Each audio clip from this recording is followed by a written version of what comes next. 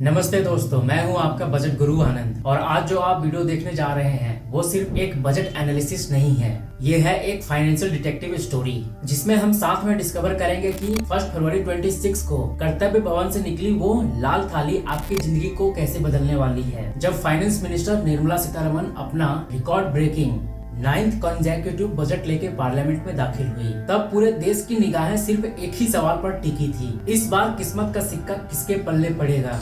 क्या आपकी monthly salary slip में थोड़ा और बैलेंस दिखेगा? क्या आपके सपने का स्टार्टअप अब थोड़ा और रियलिस्टिक लग रहा है, या ये भी वही पुराने खेल हैं, बड़े वादे कम असर? आज का सवाल बिल्कुल सीधा है, बस वैसे ही जैसे आप अपने दोस्त से पूछते हो, भाई आज बजट में मेरे लिए क्या है? एंड ट्रस्ट मी, हम अगले कुछ मिनटों में इसका जवाब ढूंढने वाले हैं, पर किसी भी टिपिकल न्यूज चैनल की तरह नहीं। हम जाएंगे नंबर के पीछे, थ्योरी के ऊपर और ग्राउंड रियलिटी के बीच में, क्योंकि दोस्तों बजट वो डॉक्यूमेंट है जो आपकी जेब, आपके सपने एंड ऑनेस्टली स्पीकिंग देश की किस्मत भी अगले 1 साल के लिए तय कर देता है। इस बार का बजट 3 बड़े कर्तव्य यानी रिस्पॉन्सिबिलिटी पर बेस्ड है: sustainable growth, capacity building and inclusive development. अब ये फैंसी वर्ड न्यूज़पेपर में तो बहुत अच्छे लगते हैं, लेकिन ग्राउंड पर इनका मतलब क्या है? टोटल एक्सपेंडिचर 53.5 लाख करोड़ का रखा गया है। अभी ये नंबर सुनकर आपके दिमाग में कोई इमेज नहीं बनी होगी, तो मैं इसे थोड़ा रिलेटेबल बनाता हूँ। ये अमाउंट इतना है कि अगर आप 1 करोड़ की लैम्बोर्गिनी खरीदने के लिए शुरू करते हैं तो आपको 53,50,000 लैम्बोर्गिनी खरीदनी होगी। और गवर्नमेंट ने फिस्कल डिफिसिट का टारगेट 4.3% रखा है, जो इकोनॉमिस्ट के लैंग्वेज में अच्छा माना जाता है। और आम आदमी के लैंग्वेज में ये मतलब है कि सरकार अपनी कमाई से थोड़ा ज्यादा खर्च कर रही है, बिल्कुल वैसे जैसे आप कभी कभी क्रेडिट कार्ड यूज करते हो। पर ये सारी बातें तो एक तरफ है, असली सवाल ये है, क्या ये नंबर का खेल सिर्फ एक्सेल शीट पर रहेगा या जमीन पर आएगा? क्या बिहार के एक किसान को पता चलेगा कि इस बजट में उसके लिए कुछ है? क्या पुणे के एक सॉफ्टवेयर इंजीनियर को लगेगा कि उसकी टैक्सेबिलिटी कम हुई है? क्या रांची के इंस्पायरिंग एंटरप्रेन्योर को फंड मिलने के चांसेस बढ़ गए हैं?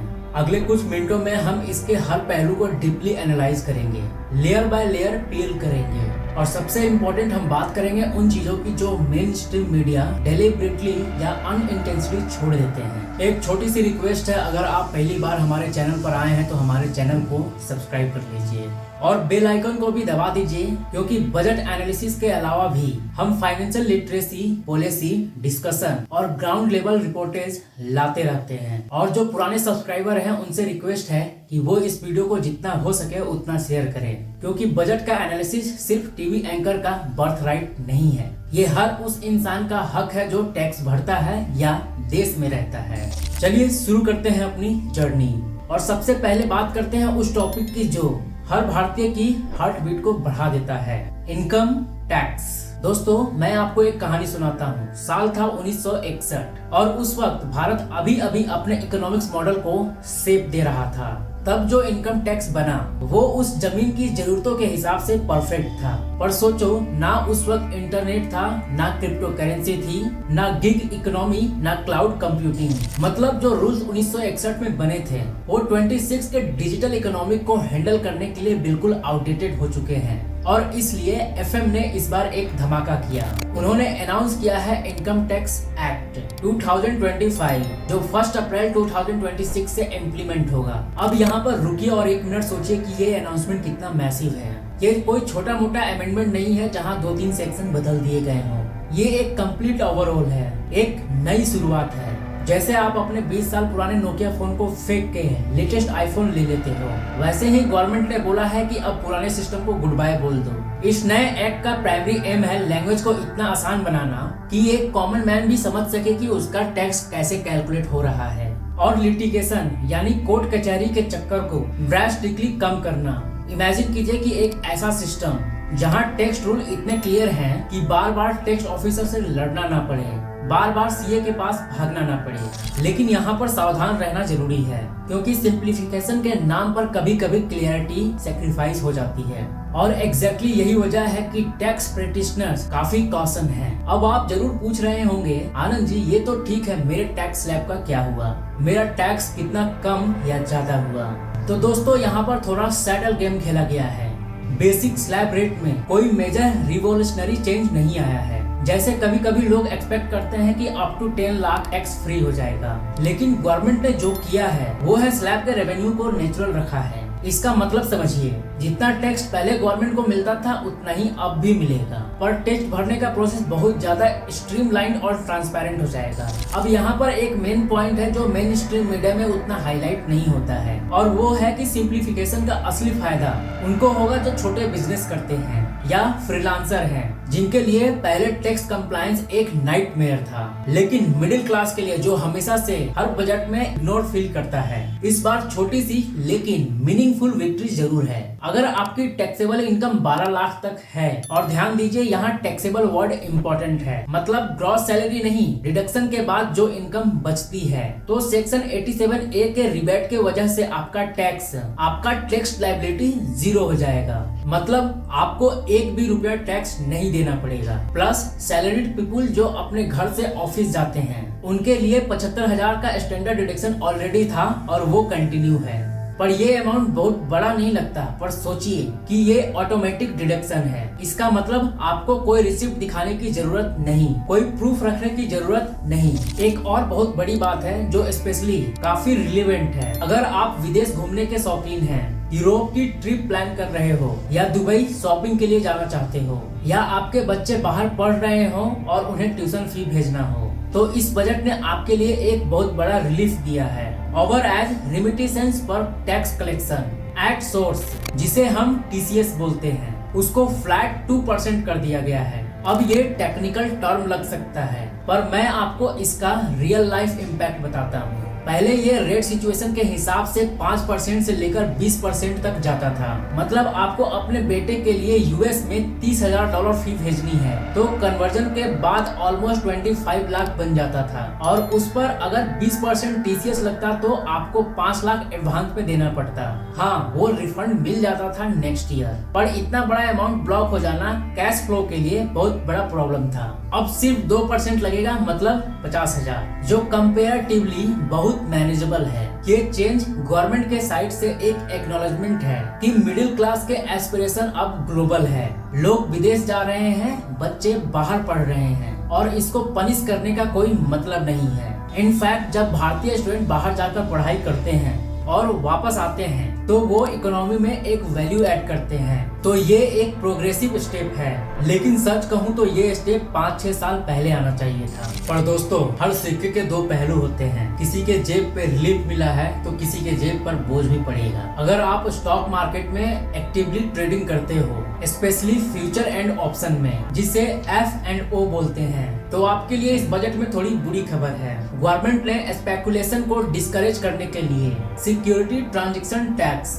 यानी STT को बढ़ा दिया है। फ्यूचर पर ये 0.02% से बढ़कर 0.05% हो गया है, और ऑप्शन पर 0.1% से बढ़कर 0.15%। अब परसेंटेज इतने छोटे लग रहे हैं, पर जब आप इंट्राडे ट्रेडिंग करते हो और दिन में करोड़ों का टर्नओवर होता है, तब ये छोटा नंबर बहुत बड़े अमाउंट में कन्वर्ट हो जाता है। मैं आपको एक क्विक कैलकुलेशन दिखाता हूँ। मान लीजिए आप एक एक्टिव F&O ट्रेडर हो और एक महीने में आपका टोटल टर्नओवर 50 लाख का होता है, जो कि काफी ट्रेडर के लिए नॉर्मल है। पहले 0.02% STT था तो आपको 1,000 देना पड़ता था, अब 0.05% होने से ये 2,500 हो गया है। एक महीने में 1500 का डिफरेंस, साल भर में ऑलमोस्ट 18,000 का एक्स्ट्रा कॉस्ट, और ये सिर्फ STT है। ऊपर से ब्रोकरेज और GST अलग से है। तो गवर्नमेंट का क्लियर मैसेज है कि लॉन्ग टर्म इन्वेस्टमेंट और इनकरेज करो, शॉर्ट टर्म स्पेकुलेशन को नहीं। अब ये एक सही स्ट्रेटेजिक है या गलत, ये एक डिबेट का टॉपिक है। गवर्नमेंट का कहना है कि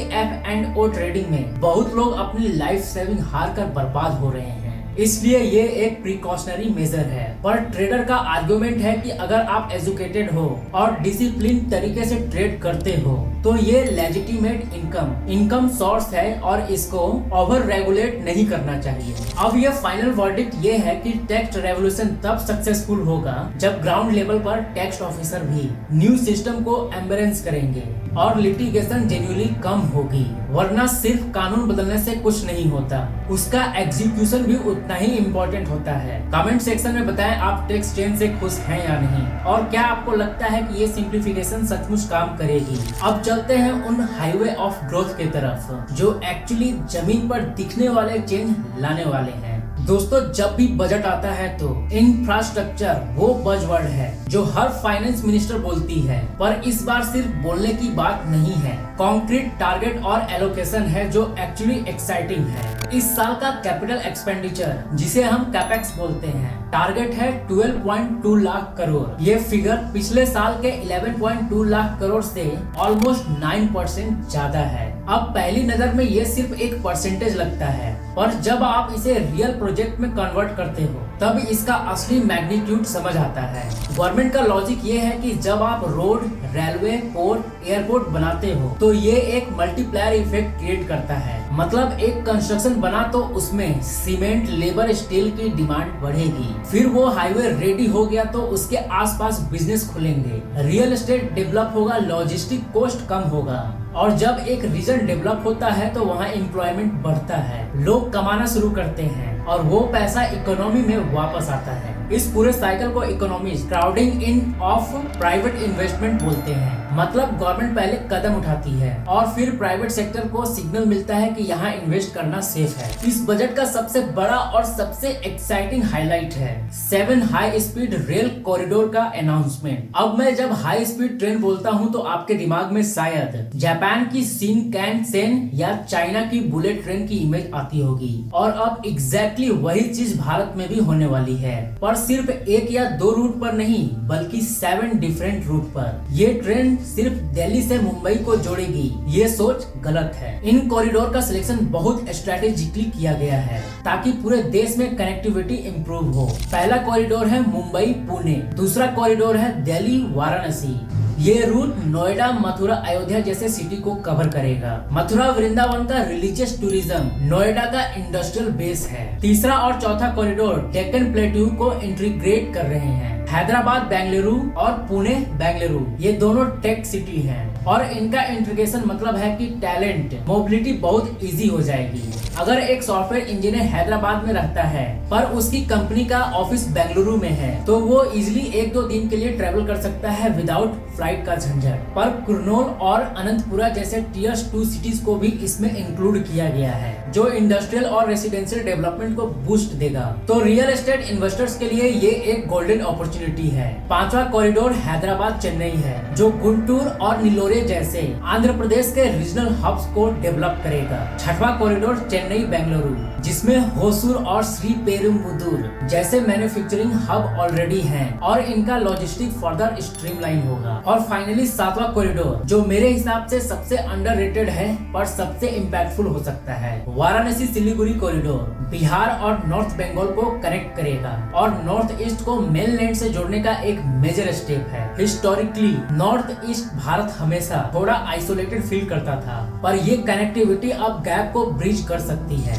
अब सिर्फ जमीन और रेल पर ही नहीं पानी पर भी फोकस है। इस बजट में 20 नए नेशनल वाटरवे को ऑपरेशनलाइज किया जाएगा और इस लिस्ट में उड़ीसा का NW5 सबसे पहले लाइन में है। पटना और वाराणसी में शिप रिपेयर इकोसिस्टम बनाया जाएगा। अब आप सोच रहे हो कि भारत में वाटरवे का क्या काम, हम तो रोड और रेल से काम चला लेते हैं। पर दोस्तों यहाँ पर एक इंटरेस्टिंग फैक्ट है, वाटरवे से ट्रांसपोर्ट कॉस्ट 20 to 30% कम हो सकती है कंपेयर टू रोड ट्रांसपोर्ट। मतलब एक फैक्ट्री को रॉ मटेरियल मंगवाना है या फिनिश्ड गुड्स भेजना है तो वाटरवे यूज करने से उनका लॉजिस्टिक बजट और सिग्निफिकेंटली रिड्यूस हो सकता है और ये इन्वायरमेंट के लिए भी बेटर होता है क्योंकि कार्बन इमिशन कम होता है। गवर्नमेंट का विजन है कि मेजर रिवर जैसे गंगा, ब्रह्मपुत्र इनको कमर्शियल वाटरवे में कन्वर्ट किया जाए। ऑलरेडी वाराणसी से हल्दिया तक एक रूट ऑपरेशनल है जहां कार्गो मूवमेंट होती है। अब इसको एक्सपेंड करके और रूट बनाए जाएंगे। लेकिन यहाँ पर चैलेंज भी है। रिवर में वाटर लेवल फ्लक्चुएट होता है, मानसून के टाइम में अलग डेप्थ होता है और समर में अलग, तो ड्रेजिंग एंड मेंटेनेंस कंटिन्यूसली करना पड़ेगा जो कि कॉस्टली अफेयर है। प्लस इन्वायरमेंटल क्लियरेंस भी लेनी पड़ती है क्योंकि रिवर इकोसिस्टम डिस्टर्ब नहीं होना चाहिए। अब यहाँ पे एक क्रिटिकल क्वेश्चन आता है, 12.2 लाख करोड़ का जो कैपिटल एक्सपेंडिचर अनाउंस किया गया है, ये पैसा आएगा कहाँ से? गवर्नमेंट का रेवेन्यू रिसिप्ट लिमिटेड है और फिस्कल डिफिसिट भी 4.3% पे मेंटेन करनी है, तो प्रैक्टिकली इसका एक बड़ा हिस्सा बोरोइंग से ही आएगा। मतलब गवर्नमेंट बॉन्ड इशू करेगी, ग्लोबल और डोमेस्टिक मार्केट से लोन लेगी।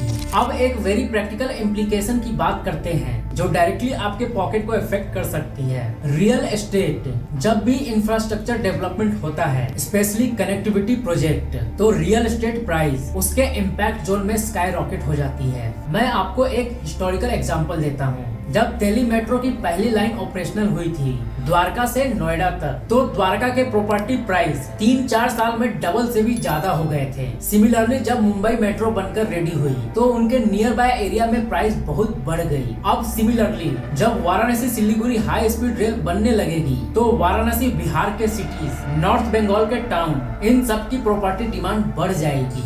अगर आप इन्वेस्टमेंट की सोच रहे हो तो ये वो टाइम है जब आपको रिसर्च करना चाहिए कौन सी सिटी इस नेटवर्क में आने वाली है, वहाँ लैंड का रेट क्या है और नेक्स्ट 5-10 साल में क्या पोटेंशियल है। कुर्नूल, मथुरा, अनंतपुरा जैसे सिटी पर नजर रखो और अगर आप इन्वेस्टर्स हो तो केयरफुली सिलेक्टेड रीजन में प्रॉपर्टी देखना स्टार्ट कर सकते हो। कमेंट में बताइए कि आप इंफ्रास्ट्रक्चर पुश से एक्साइटेड हो या स्केप्टिकल हो और क्या आपको लगता है कि ये प्रोजेक्ट टाइम पर कंप्लीट होंगे या नहीं। दोस्तों, अब बात करते हैं उन लोगों की जो भारत की इकोनॉमी की असली रीढ़ की हड्डी हैं, हमारे MSME यानी micro, small and medium enterprises, और साथ में हमारे यंग स्टार्टअप फाउंडर जो अपने गैरेज या बेडरूम से नेक्स्ट यूनिकॉर्न बनाना चाहते हैं। ये सेक्टर इतना इम्पोर्टेंट क्यों है? क्योंकि स्टैटिस्टिक्स देखे तो MSME भारत में ऑलमोस्ट 11 करोड़ जॉब प्रोवाइड करते हैं और जीडीपी में लगभग 30% का कंट्रीब्यूशन होता है। पर इन नंबर के पीछे एक रियलिटी है। इन स्मॉल बिजनेस को फंडिंग मिलना, कंप्लायंस हैंडल करना और मार्केट में सरवाइव करना बहुत मुश्किल होता है। बड़े कॉर्पोरेट्स के पास रिसोर्सेज होते हैं, कनेक्शन होते हैं, पर एक छोटा मैन्युफैक्चरर या ट्रेडर स्ट्रगल करता रहता है। इस बजट में फाइनेंस मिनिस्टर ने क्लियरली कहा है, एक्शन ओवर एम्बिवलेंट, मतलब आप सिर्फ सिंपैथेटिक स्पीच नहीं, कॉन्क्रीट एक्शन लेंगे। और उस एक्शन का सबसे बड़ा प्रूफ है 10,000 करोड़ का SME ग्रोथ फंड जो लॉन्च किया गया है। अब ये फंड क्या करेगा? इसका मेन ऑब्जेक्टिव है छोटी कंपनी को चैंपियन बनाना, मतलब जो बिजनेस पोटेंशियल दिखाते हैं, जिनका प्रोडक्ट या सर्विस क्वालिटी अच्छा है पर उनको सिर्फ कैपिटल की कमी है, उनको टारगेटेड फंडिंग मिलेगी ताकि वो स्केल कर सके। अब यहाँ पे इंटरेस्टिंग बात ये है कि गवर्नमेंट ने सिर्फ पैसे देने की बात नहीं की, बल्कि एक सपोर्ट सिस्टम भी इंट्रोड्यूस किया है जिसे कॉर्पोरेट मित्रास प्रोग्राम कहा गया है। ये मित्रास कौन होंगे? ये retired corporate professional, CA experience business people होंगे जो टियर 2 और टियर 3 सिटी में वॉलेंट्री बेसिस या नॉमिनल पेमेंट पर MSMEs को मेंटोर करेंगे। मतलब अगर आप इंदौर में एक स्मॉल गारमेंट्स मैन्युफैक्चरिंग यूनिट चलाते हो और आपको समझ नहीं आ रहा है कि बैंक लोन कैसे अप्लाई करूं, GST रिटर्न कैसे प्रॉपर्ली भरूं या अपने प्रोडक्ट को ऑनलाइन कैसे स्केल करूं, तो एक एक्सपीरियंस मेंटोर आपकी हेल्प करेगा। ये कॉन्सेप्ट एक्चुअली बहुत पावरफुल है अगर प्रॉपर्ली इम्प्लीमेंट हो, क्योंकि प्रॉब्लम ये है कि MSMEs को इंफॉर्मेशन एसिमेट्री फेस करना पड़ता है। बड़े कंपनी में डेडिकेटेड टर्म्स होती है फाइनेंस, कंप्लायंस, मार्केटिंग के लिए, पर छोटे बिजनेस में मालिक सब कुछ खुद से संभालता है और वो ओवरवेल्म्ड हो जाता है। अगर उसको प्रॉपर गाइडेंस मिले तो उसकी प्रोडक्टिविटी और ग्रोथ एक्सपोनेंशियली बढ़ सकती है। पर यहाँ पे एस्केप्टिसिज्म भी है। गवर्नमेंट स्कीम ग्राउंड लेवल पर कितना रिच करती है और ये मित्रास जेन्युइनली डेडिकेटेड होंगे या सिर्फ कागजों पे रहेंगे, ये देखना बाकी है। स्टार्टअप फाउंडर्स के लिए भी इसमें कुछ इंटरेस्टिंग अनाउंसमेंट है, स्पेसिफिकली जब बात आई क्लाउड कंप्यूटिंग और डाटा सेंटर की। तो गवर्नमेंट ने एक टैक्स हॉलिडे दिया है, लेकिन ये हॉलिडे अनकंडीशनल नहीं है। कंडीशन ये है कि जो फॉरेन डाटा सेंटर भारत में ऑपरेट कर रहे हैं उनको चाहिए कि लोकल पार्टिसिपेशन हो, मतलब सिर्फ मल्टीनेशनल कंपनी का पैसा लेकर इंफ्रास्ट्रक्चर नहीं बनाना, बल्कि भारतीय पार्टनर को भी इन्वॉल्व करना होगा।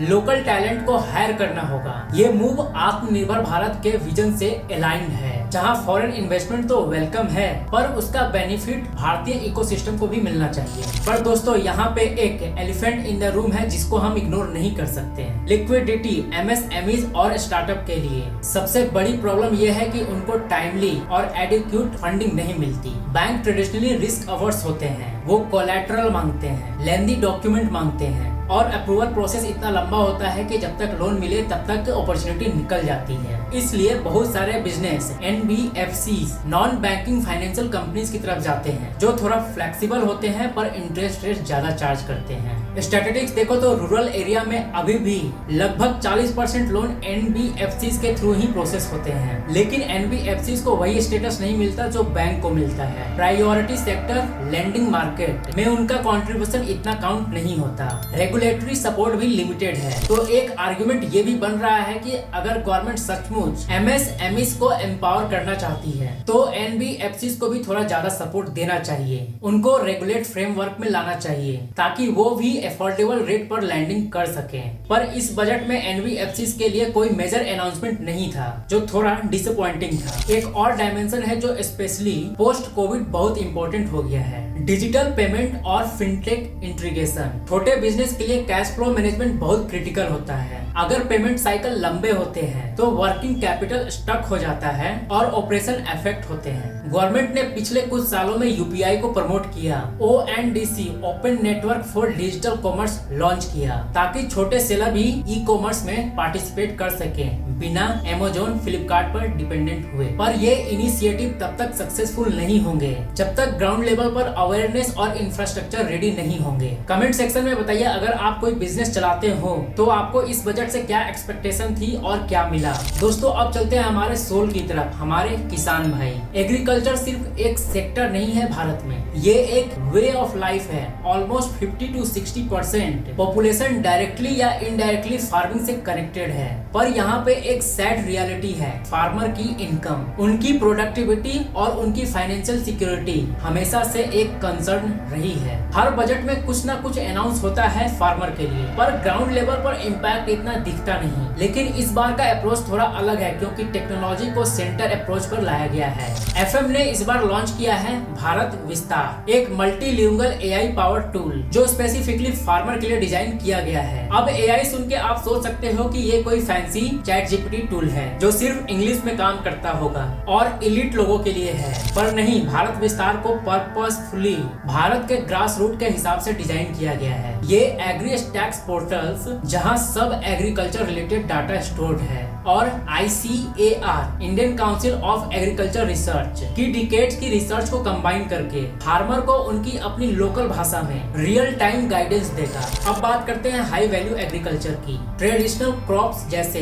व्हीट, राइस, शुगर केन, इनकी प्रोडक्टिविटी तो बढ़ रही है पर मार्जिन बहुत टाइट है। मतलब पानी, फर्टिलाइजर, इलेक्ट्रिसिटी, लेबर सब में कॉस्ट बढ़ रहा है पर फाइनल सेलिंग प्राइस उतना नहीं बढ़ रहा। इसलिए गवर्नमेंट अब फार्मर को इंकरेज कर रही है कि वो हाई वैल्यू क्रॉप्स की तरफ शिफ्ट करें जहां पर एकड़ इनकम ज्यादा हो। इस बजट में specifically coconut, sandalwood, cocoa, cashew की खेती प्रमोट करने के लिए 350 करोड़ एलोकेट किए गए हैं। अब ये क्रॉप्स क्यों इम्पोर्टेंट है? भारत दुनिया का लार्जेस्ट कोकोनट प्रोड्यूसर है। ग्लोबली ऑलमोस्ट 30% प्रोडक्शन भारत में होता है और कोकोनट सिर्फ एक क्रॉप नहीं है, ये एक कंप्लीट वैल्यू चेन है। Coconut oil, coconut water, coconut product, desiccated coconut, कितनी सारी इंडस्ट्री इससे डिपेंडेंट है और एस्टिमेटेड 30 मिलियन लोग डायरेक्टली कोकोनट कल्टीवेशन और प्रोसेसिंग से जुड़े हुए हैं। पर प्रॉब्लम ये है कि वाइल्ड इंप्रूवमेंट के लिए रिसर्च और इंफ्रास्ट्रक्चर की कमी है। अगर हाई यील्डिंग वैरायटी प्रोपेगेट करें, प्रोसेस यूनिट मॉडर्नाइज करें तो प्रोडक्टिविटी सिग्निफिकेंटली बढ़ सकती है। सैंडलवुड का केस और भी इंटरेस्टिंग है। ये एक लग्जरी प्रोडक्ट है जिसका डिमांड कॉस्मेटिक, परफ्यूम और इंसेंस इंडस्ट्री में बहुत है ग्लोबली। पर ट्रेडिशनली सैंडलवुड कल्टीवेशन को रेगुलेट किया जाता था क्योंकि इलीगल कटिंग और स्मगलिंग के केसेस होते थे। अब गवर्नमेंट ने पॉलिसी को रिलैक्स किया है और फार्मर को इनकरेज किया जा रहा है कि प्लांटेशन करो क्योंकि मेच्योर सैंडलवुड ट्री की वैल्यू लाख में होती है, लेकिन यहाँ पेशेंस चाहिए क्योंकि सैंडलवुड की ट्री को मैच्योर होने में 12 से 15 साल लग जाते हैं। तो ये लॉन्ग टर्म इन्वेस्टमेंट है। कोको और कैसियो भी सिमिलर हाई वैल्यू ग्रुप्स हैं, जिनका इंटरनेशनल मार्केट बहुत स्ट्रॉन्ग है। भारत में चॉकलेट इंडस्ट्री ग्रोइंग है और अगर डोमेस्टिक कोको प्रोडक्शन बढ़े तो इंपोर्ट डिपेंडेंसी कम होगी। कैसियो प्रोसेसिंग में भी भारत एक मेजर प्लेयर है, पर रॉ कैसियो नट्स का एक बड़ा हिस्सा अफ्रीका से इंपोर्ट होता है। अगर डोमेस्टिक कल्टीवेशन बूस्ट हो तो पूरा वैल्यू चेन भारत में ही रिटेन हो सकता है, जिससे फार्मर को ज्यादा इनकम मिलेगी। टेक्नोलॉजी अकेले सब कुछ सॉल्व नहीं कर सकती,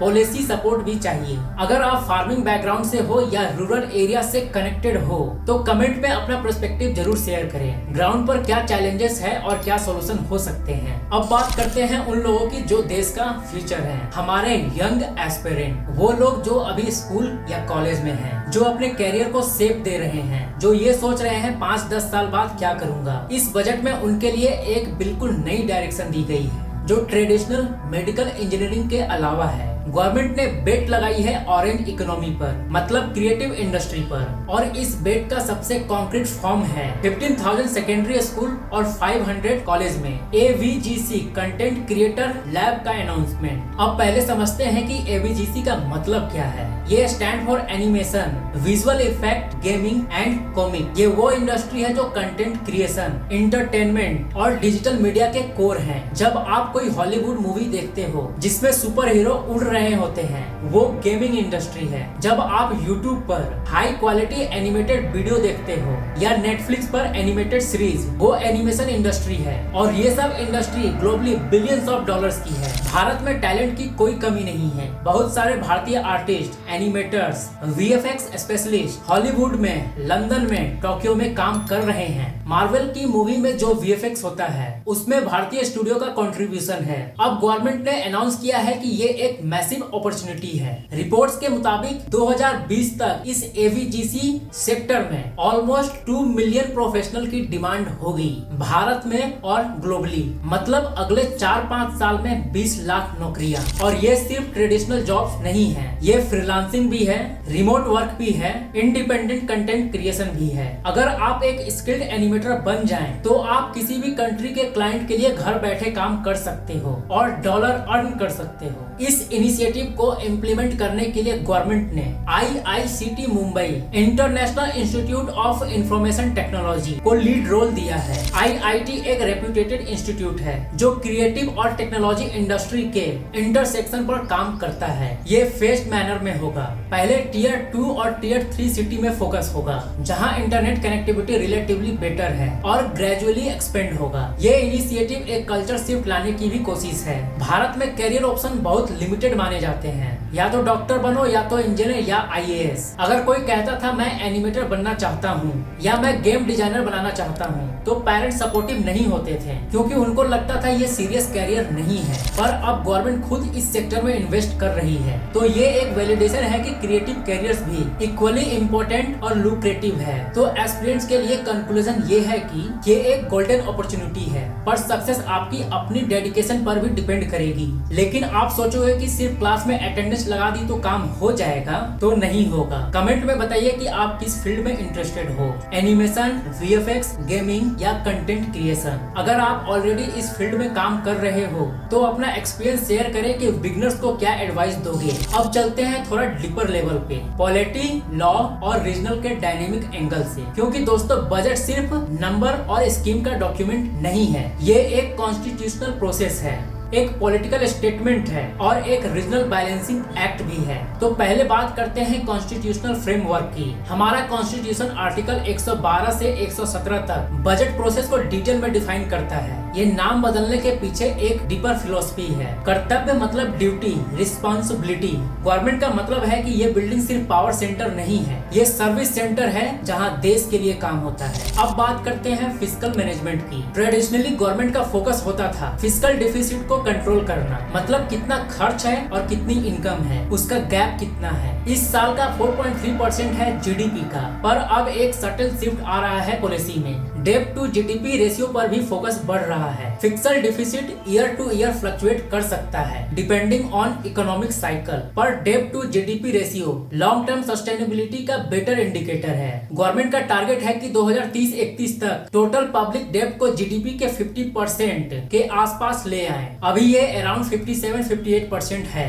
ये एम्बिशियस टारगेट है पर अचीवेबल भी है अगर जीडीपी ग्रोथ मेंटेन रहे और अननेसेसरी एक्सपेंडिचर कंट्रोल हो। लेकिन यहाँ पर ग्लोबल वोलेटिलिटी एक मेजर रिस्क है। अगर यूएस में रिसेशन आता है, अगर ट्रेड वॉर इंटेंसिफाई होते हैं, अगर कमोडिटी प्राइस स्पाइक करते हैं, ये सब भारत के माइक्रो इकोनॉमिक्स स्टेबिलिटी को इफेक्ट कर सकते हैं। इसलिए लॉन्ग टर्म टारगेट रखना तो अच्छा है पर फ्लेक्सिबल भी रहना पड़ेगा। अब आते हैं पॉलिटिकल नैरेटिव पर। हर बजट के बाद दो साइड होते हैं। रूलिंग पार्टी इसे डिफेंड करती है और ऑपोजिशन पार्टी इसे क्रिटिसाइज करती है। इस बार भी वही हुआ। रूलिंग पार्टी का ये नैरेटिव है ये विकसित भारत का ब्लूप्रिंट है। 350 प्लस रिफॉर्म्स रोल आउट किए गए हैं, including GST simplification, labour code modernisation, investment in semiconductor, ISM 2.0 में 40,000 करोड़ और बायोफार्मा 10,000 करोड़ से भारत ग्लोबल सप्लाई चेन में स्ट्रेटेजिक प्लेयर बनेगा। फिस्कल डिफिसिट मेंटेन करने से इंटरनेशनल इन्वेस्टर का कॉन्फिडेंस बढ़ेगा और रेटिंग एजेंसी का आउटलुक पॉजिटिव रहेगा। पर ऑपोजिशन के अपने काउंटर पॉइंट हैं जो वैलिड भी हैं।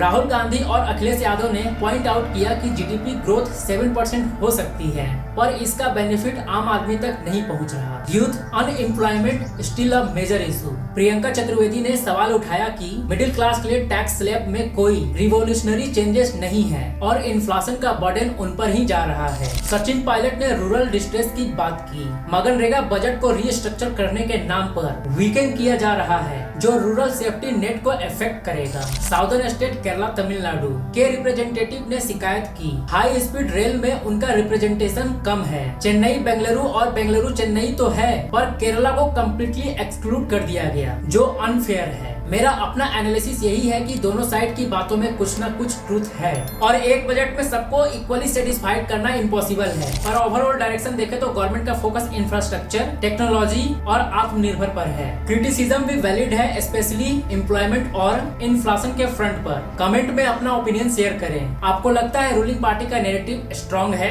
या ऑपोजिशन के पॉइंट ज्यादा वैलिड है? तो दोस्तों अब आए हैं हम अपने जर्नी के एंड पर। हमने साथ में बजट के हर पहलू को डिकोड किया, टैक्सेस से लेकर इंफ्रास्ट्रक्चर, MSME से लेकर एग्रीकल्चर, एस्पिरेंट से लेकर रीजनल डायनेमिक। अब टाइम है फाइनल वर्डिक्ट देने का। तो बजट 2026-27 कैसा रहा? क्या ये मिडिल क्लास का सेवियर है या एक और मिस्ड अपॉर्चुनिटी? मेरा पर्सनल वर्डिक्ट ये एक 7 आउट ऑफ 10 बजट है क्योंकि यहाँ एक बैलेंस एक्ट दिखता है। एक तरफ लॉन्ग टर्म फाउंडेशन बहुत स्ट्रॉन्ग है, इंफ्रास्ट्रक्चर पर 12.2 लाख करोड़ का investment, high speed rail corridor, waterway development, ये सब 10-15 साल में भारत की कनेक्टिविटी और लॉजिस्टिक को रेवोल्यूशनाइज कर सकते हैं। मैन्युफैक्चरिंग और टेक्नोलॉजी पर फोकस, ISM 2.0, बायोफार्मा शक्ति, AVGC इनिशिएटिव, ये सब आत्मनिर्भर भारत के विजन को एक कॉन्क्रीट शेप देते हैं। Tax simplification, income tax act 2025 अगर प्रॉपर्ली इम्प्लीमेंट हो तो कंप्लायंस बर्डन सिग्निफिकेंटली कम होगा। TCS reduction over edge remittance पर मिडिल क्लास के लिए रिलीफ है। हाई वैल्यू एग्रीकल्चर पर फोकस और भारत विस्तार जैसे AI टूल फार्मर की इनकम बढ़ाने में जेन्युइनली हेल्प कर सकते हैं। दोस्तों एक फाइनल थॉट,